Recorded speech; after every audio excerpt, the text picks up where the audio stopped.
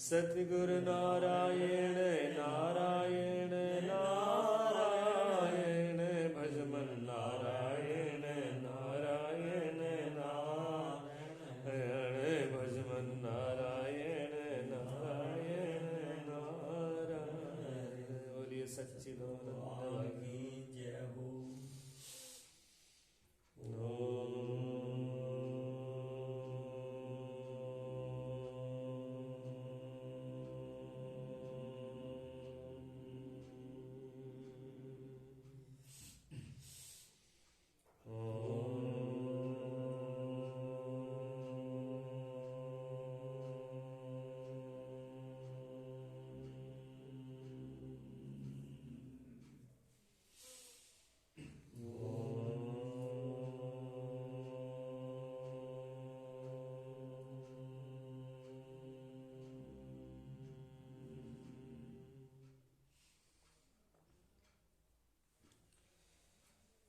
सतगुरुदेव भगवान की जय हो।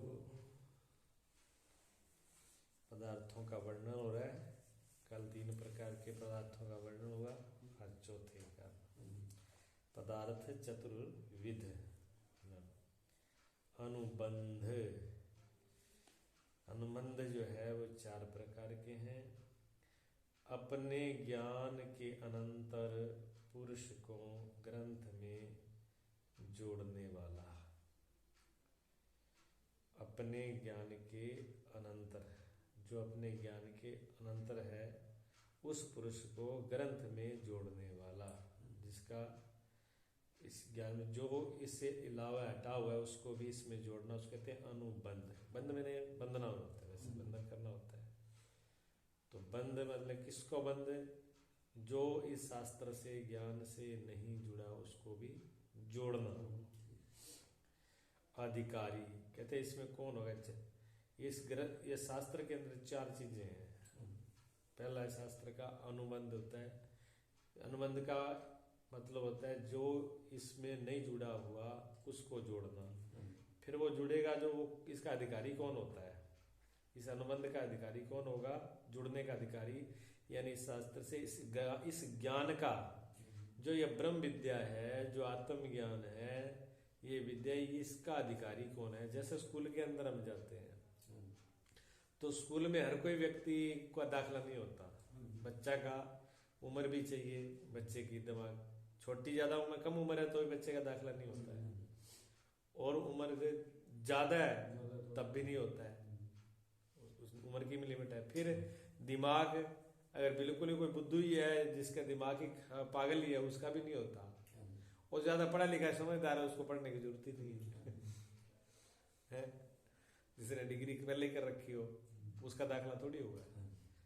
अब प्राइमरी स्कूल में जाए कि क्या जी, कहते मैंने हाई स्कूल तो कर ली और अब मुझे प्राइमरी में दाखला लेना है, तो मास्टर कहेंगे, हंसेंगे कि तू जा आगे पढ़ाई कर ली तो फिर अगले स्कूल में यहाँ वापस क्या लेने आया? ठीक है ना। तो कहते हैं इसमें किसका अधिकार है? इसमें जुड़ने का, इस विद्या के साथ भी जुड़ने का किसका अधिकार है? तो अधिकारी कहते हैं मल विक्षेप रूप दोष रहित तो और अज्ञान रूप दोष रहित हो गई, विवेक आदि 4 साधन कर सहित पुरुष वेदांत का अधिकारी। ये जो वेदांत ग्रंथ है, वेदों का सार जो ये ग्रंथ है, इसका सुनने का अधिकारी, इसके साथ जुड़ने का अधिकारी वो है जिसमें मल और विक्षेप साथ में नहीं है। पहली बात तो मल विक्षेप नहीं होना चाहिए। मल मैंने पीछे के पाप, और विक्षेप मन की चंचलता, मन की बेचैनी। ठीक है। इसलिए जो शुरुआत करें तो इसमें लोग जो शुरू में जो लोग जुड़ते हैं इसमें वो रहते नहीं। मैंने शुरू में ही बोला था, मैंने कहा शास्त्र ऐसा है, ये लास्ट में जाते जाते तुम्हारे में कोई एक आधा बच जाए बड़ी बात है, नहीं तो ये बीच में सर भाग लेंगे, क्योंकि शास्त्र ये अधिकारी नहीं है इसमें, वो इसको समझ में नहीं बैठेगा ही नहीं, क्योंकि ये गुण भी उसके अंदर मिलेंगे नहीं, ऐसे वो इसमें पार पाएगा नहीं। ये हकीकत बात यही है। और एक जगह नहीं, ये कहीं भी शुरू कर दो, ऐसे ही होता है। जो पहले दिन सोचते हैं पता नहीं क्या क्या मिलेगा, सिर बस बीड़ा बज रहा है, बाजा बज रहा है और सिर हिला रहे हैं, भजन कीर्तन हो रहे हैं, वो काम है नहीं इसके अंदर। इसमें लोड पड़ता है, भाग जाते हैं। समझ की जरूरत है इसमें। तभी तो मैंने कहा जो शुरू में जिन्होंने शुरू किया वो पहले खिसक लिए। अद्विचय भाग लिए। शर्त है इसमें मल पाप नहीं होना चाहिए, पाप कर्म नहीं होना चाहिए, विक्षेप मन की चंचलता नहीं होनी चाहिए, ठीक है ना, दोष रहित, इनसे दोषों, इन दो दोषों से रहित हो। उसके बाद में अज्ञान है, अज्ञान रूप दोष रहित होना चाहिए। अज्ञान रूप दोष से रहित हुआ विवेक आदि, और विवेक आदि मैंने चार साधन बताए थे, विवेक, वैराग्य, खट संपत्ति और मुमुक्षता, ये चार चीजें। पहले तो मोक्ष की इच्छा वाला हो, इस शास्त्रों को पढ़ने सुनने के लिए सबसे पहले तो उसके अंदर ये इच्छा होनी चाहिए कि मुझे इस जन्म मरण के दुखों से, इतने दुखों से भरा हुआ है, जो है जन्म में दुख, मरने में दुख, जन्म और मृत्यु रूप दोनों फांसी है, इनसे मुझे छूटना है। जो इसे छूटना चाहे, पहली इच्छा उसकी प्रबल ये होनी चाहिए, ठीक है। उसके बाद समझ भी होनी चाहिए। विवेक कहते हैं समझ को, सत्य और असत्य, जो क्या सत्य है, क्या असत्य है, क्या रहने वाला, क्या जाने वाला, उसकी भी अकल होनी चाहिए। अगर ये भी अकल नहीं है तो भी वो इसको निकाय। तीसरी बात वैराग, संसार में भोगों में अगर रमा हुआ है, अगर भोगों में ही उसका मन फंसा हुआ है, संसार की हर चीज में, ये देख लें, नाटक देख लें, खा लें, पी लें, कर लें ऐस आराम, वो अगर इस संसार में खाने पीने में ज्यादा मस्त है तो वो भी इसमें पेश नहीं पाएगा। वैराग भी होना चाहिए उसमें। ये संसार से भी, जो संसार भी जिसको दुख रूप दिखने लग गया, भी संसार में सुख नहीं है, उसका नाम वैराग है। संसार के अंदर कुछ भी मिल जाए, चाहे धन मिल जाए, पद मिल जाए, सब कुछ मिल जाए, फिर भी सुख नहीं मिलेगा। जिसके दिमाग में ये बात आ गई, वो कहता है कि अब कोई दूसरा रास्ता देखे, ठीक है ना। और 6 प्रकार की संपत्ति बताई, सम, दम, प्रतीक्षा, उपराम और समाधान, आपकी श्रद्धा, समाधान, श्रद्धा होना चाहिए, समाधान होना चाहिए। प्रतीक्षा कहते हैं सहन करने को, सहनशीलता भी होनी चाहिए। श्रद्धा कहते हैं विश्वास, शास्त्र पर और सदगुरु पे पूरा, वचनों पर विश्वास होना चाहिए, पूरी श्रद्धा होनी चाहिए। अगर उनमें शास्त्र पे विश्वास नहीं है और सदगुरु पे विश्वास नहीं है तो भी कोई इसका फायदा नहीं है, ठीक है ना। ये सारी चीजें होने वाला, जिसके पास इतनी चीजें हैं वो इसका अधिकारी है। कहते हैं फिर विषय, इस ग्रंथ का विषय क्या है? हर चीज का विषय होता है। स्कूल में भी जाते हैं तो स्कूल में भी पढ़ने के विषय होते हैं अलग अलग। ये इंग्लिश का विषय है, ये साइंस का है, ये पंजाबी का है, ये हिंदी का है। पहले मुझे आपको कौन सा विषय चाहिए, किस विषय को आप पढ़ना चाहते हैं, ये भी जो है, जो इस शास्त्र का विषय क्या है, उस विषय में अगर आपको प्रवेश होना है तो इसमें प्रवेशता होगी। तो इस शास्त्र का विषय है ब्रह्म और आत्मा की एकता, वेदांत का विषय प्रतिपाद्य है। यहाँ पर एक ही विषय है इस शास्त्र का, आत्मा और परमात्मा का एक हो जाना, बस एक ही। इसलिए आपने सुना है, इतना शुरू से लेकर आखिर तक सुना है, एक आत्मा और परमात्मा के अलावा इसमें बात ही नहीं की, एक ही बात की है। इसमें बस आत्मा ही परमात्मा है, जो वो है सो मैं हूं, सो मैं हूं सो वो है, ठीक है। ये पढ़ने के बाद, ये सुनने के बाद में क्या हुआ है कि कम से कम आपने गुरुजी से उपदेश लिया हुआ है ना, मंत्र गुरुजी से लिया हुआ है ना, तो गुरुजी का जो मंत्र है वो इसी बात को सिद्ध करता है। वैसे उसमें कोई नाम नहीं है, किसी देवी देवता का नाम नहीं है, ठीक है ना, ब्रह्मा विष्णु शिव का नाम नहीं है, कोई नाम नहीं है किसी का, ठीक। लेकिन ये क्या कहता है कि जो है आत्मा सो परमात्मा, सो हम, जो सो है वही मैं हूं, उसी का इशारा किया ना। कि आप कहेंगे गुरु, सारे शास्त्रों का निचोड़ गुरु मंत्र में गुरुजी ने बता दिया भी आप और वो एक ही हो, दो नहीं हो। और कैसे हो, पूरे विस्तार में इसको बताया इन्होंने। तत्पद तोम पद, तत्त्वमसि, तत्त्वमसि वेद का महावाक्य है, उसका अर्थ अलग अलग करके बताया भी। जो तुम वही हो, कैसे हो, भाग त्याग लक्षणा के द्वारा। आधा भाग इसका छोड़ दो, आधा पढ़ा लो, यानी जो इसमें मैं वही हूं, मैं वही हूँ, तो मेरा आधा भाग जो इसमें जड़ है, जो प्रकृति का भाग है, मन बुद्धि चित्त अहंकार, उसको छोड़ के जो चेतन का भाग है आत्मा, वो उसमें वही परमात्मा है, उसको सिद्ध करके। तो इसका विषय एक ही है। फिर कहते हैं इसे विषय में एक है, अभी अधिकारी तो ये हुआ, और विषय अधिकारी तो मल विक्षेप दोष से रहित और विवेक वैराग्य से युक्त है, वो इसका अधिकारी है। ब्रह्म और आत्मा की एकता इसका विषय है। फिर इसका प्रयोजन क्या है? प्रयोजन कहते हैं मतलब को, भी इसको करने का मतलब क्या हुआ, फिर क्यों किया जा रहा है भी? आप इस शास्त्र का श्रवण क्यों करोगे? आप इस रास्ते पे क्यों चलोगे? क्या मतलब है? प्रयोजन क्या है? क्यों बिना प्रयोजन बिना मतलब से तो कोई काम होता ही नहीं। आप खेत में जाते हो तो कोई ना कोई प्रयोजन तो है, बिना मतलब प्रयोजन के तो खेत में भी नहीं जाते, तो कोई ना कोई प्रयोजन रहता है। आपने कहा आप बीज बीज रहे हो, हम पूछे फसल का, आप बीज बीजने का क्या मतलब हुआ, क्यों बीज रहे हो? तो आपको बीज तो इसलिए बीज रहे हैं, फसल होगी, फसल होगी तो फसल से क्या होगा, आमदनी होगी, पैसा आएगा, पैसे से हम कुछ भी अपनी सुविधा खरीद लेंगे, जो चीज चाहिए हमें ले लेंगे, तो प्रयोजन तो है। तो इसका प्रयोजन क्या है? कहते इसका प्रयोजन है सर्व दुखों की निवृत्ति और परमानंद की प्राप्ति। इसका प्रयोजन यह है कि सब दुखों को मूल से जड़ से खत्म। आदमी सुख चाहता है ना, कहते कभी सुख कितना भी चाहे, सुख चाहता रहता है, लेकिन सुख जाता नहीं है, दुख उसके पास आता है। एक सोचता है कि इतना कुछ हो जाए, आज अब की बार फसल अच्छी हो जाए, बस सुखी हो जाएंगे। फसल अच्छी हो जाती है पर सुखी नहीं होता। 2-4 लाख रुपए और मिल जाए सुखी हो जाएंगे, मिल जाते हैं पर सुखी नहीं होता। घर में 2-4 साधन आगे, 2 साधन हो जाएंगे, पर साधन हो जाए पर बस सारा सुख हो जाएगा। वो साधन भी आ जाते हैं पर सुख फिर भी नहीं होता। मकान बना हुआ नहीं है, कहते चलो मकान बढ़िया करके डाल ले, फिर मकान बढ़िया डाल करके फिर क्या सुख हो जाता है? फिर भी, क्योंकि वो उन चीजों में है ही नहीं सुख है। सुख तो किसमें है? जो अज्ञान है। दुख अज्ञान की जड़ है, अज्ञान से जुड़ दुख उपजते हैं। और अज्ञान किससे कटेगा? ज्ञान से। अज्ञान ज्ञान से ही समाप्त होगा, मिटेगा। तो ये ज्ञान करवाता है। ज्ञान से क्या होती है? फिर दुखों की निवृत्ति, दुख हट जाते, निवृत्त हो जाते हैं, मिट जाते हैं, फिर उसको दुख होते नहीं है।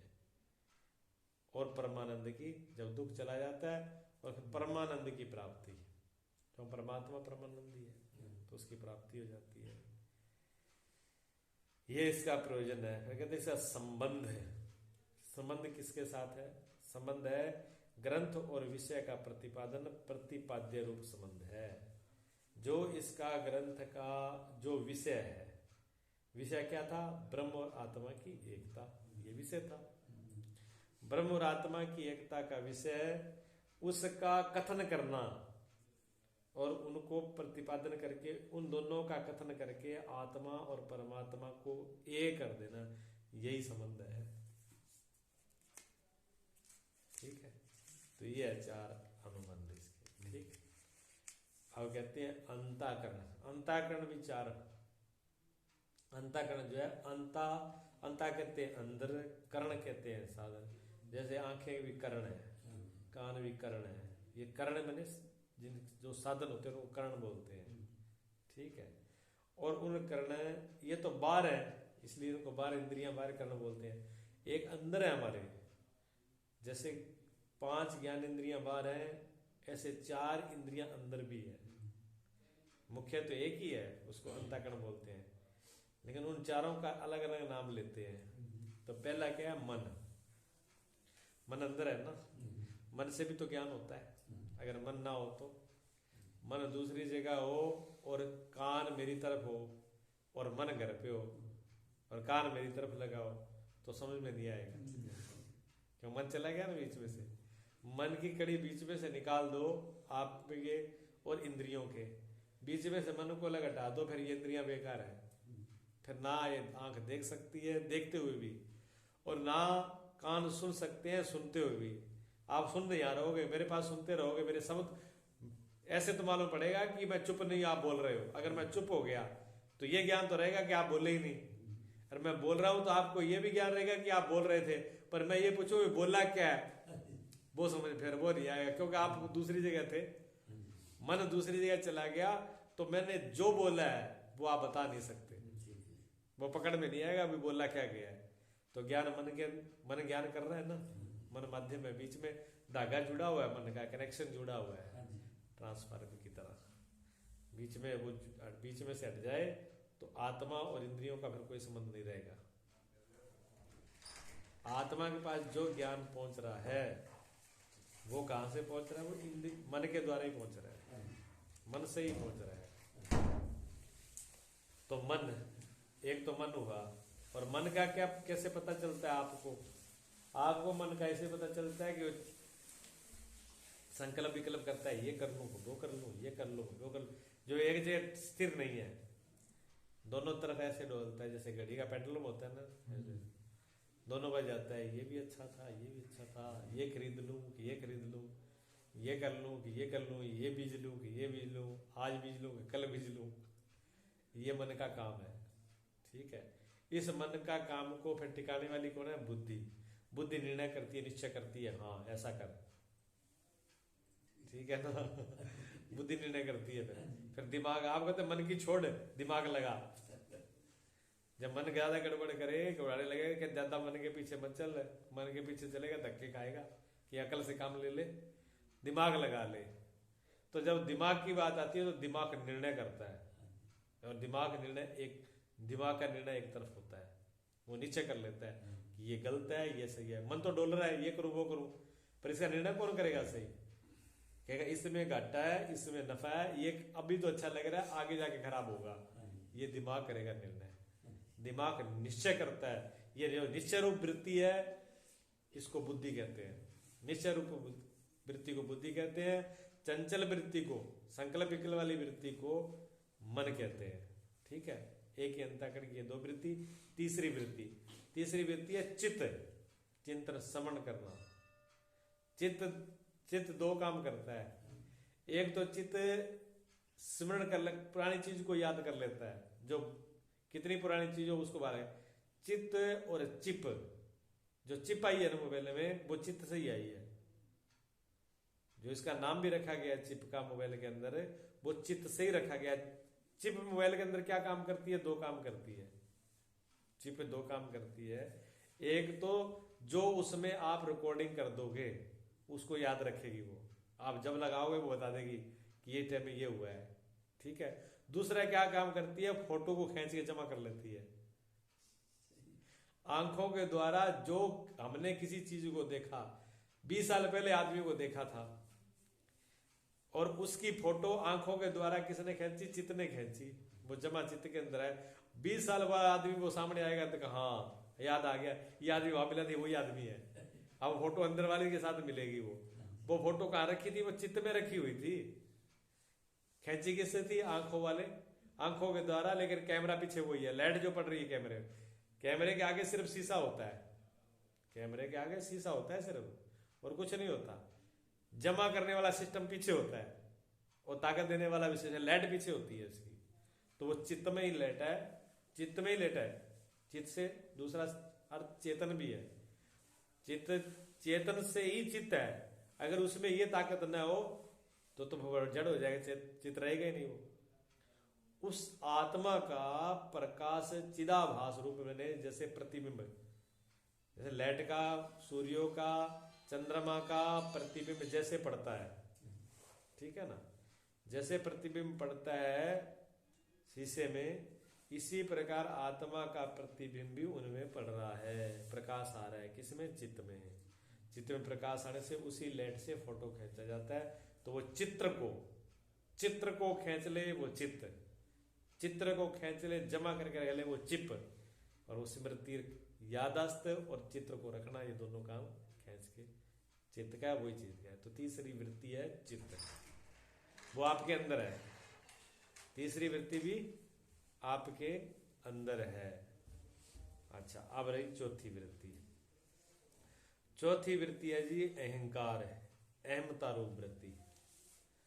ऐसा कोई आदमी नहीं है जिसको मैं का व्यास ना हो। ऐसा कोई आदमी नहीं है जिसको अपने मैं का एहसास ना होता हो। मैं तो हर कोई कहता ना, ये तीनों काम कहते हैं, मेरी बुद्धि ने ऐसे किया, मेरे मन में ये आ रहा है, मेरे चित्त में ये आ रहा है, मैंने इस चीज को देखा, इन सब के पीछे मैं खड़ा हुआ है। आप कोई भी काम करते हो तो मैं को लेके करते हो, मैं वाली वृत्ति इनके मूल में खड़ी है, सबके पीछे मैं खड़ी है। और इस मैं को हटा दिया जाए तो ये सारे के सारे फेल है इधर वाले। फिर ना चित्त काम करेगा, ना बुद्धि काम करेगी, ना मन काम करेगा, ना इंद्रियां ही काम करेंगे। ठीक है ना, ये कोई काम नहीं करेंगे फिर अगर मैं हट जाए तो। मैं से हालांकि ये मैं बनावटी है, अशुद्ध मैं है, ये शुद्ध मैं नहीं है, ये बनावटी मैं है, ये अशुद्ध मैं है। शुद्ध मैं जो है वो तो इससे भी ज्यादा पीछे है, वो इससे भी पीछे है। तो ये 4 प्रकार के अंतःकरण के विभाग हुए। ठीक है, 4 विभाग अंतःकरण के। और कहते आरत आदि भक्त, 4 प्रकार के भगत भी हैं। 4 अंतःकरण, 4 बंद और भगत 4 प्रकार के हैं। गौर से सुन लेना, भगत तो सारे ही बनते हैं, पर इन्होंने क्या 4 प्रकार के भगत है। भगत में कहते हैं एक तो होता है आर्त, आरत, पहला भगत है आरत। आदि कहते हैं अध्यात्म आदि के दुख करे व्याकुल। अध्यात्म किसको कहा था, कल भी से आया था। अध्यात्म का मतलब सुनील चला गया सीमट और बजरी में। अध्यात्म में नहीं इंद्रियां, अध्यात्म में नहीं ये शरीर इंद्रियां। इन इंद्रियों के द्वारा, इस शरीर के द्वारा जो दुख अनुभव हो रहा है, दुख और सुख का इंद्रियां तो करेंगी ना।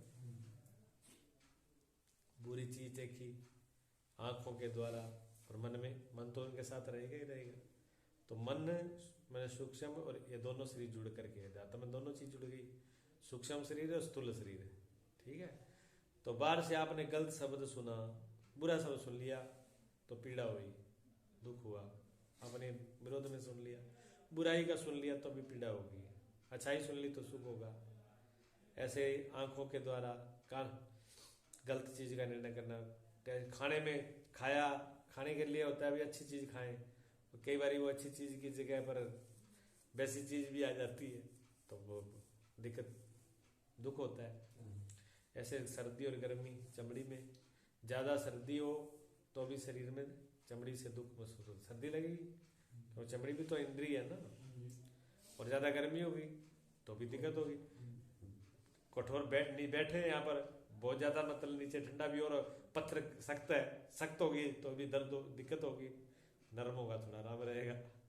तो कठोर और नरम का भी तो ये महसूस करती है, ये चमड़ी करती है।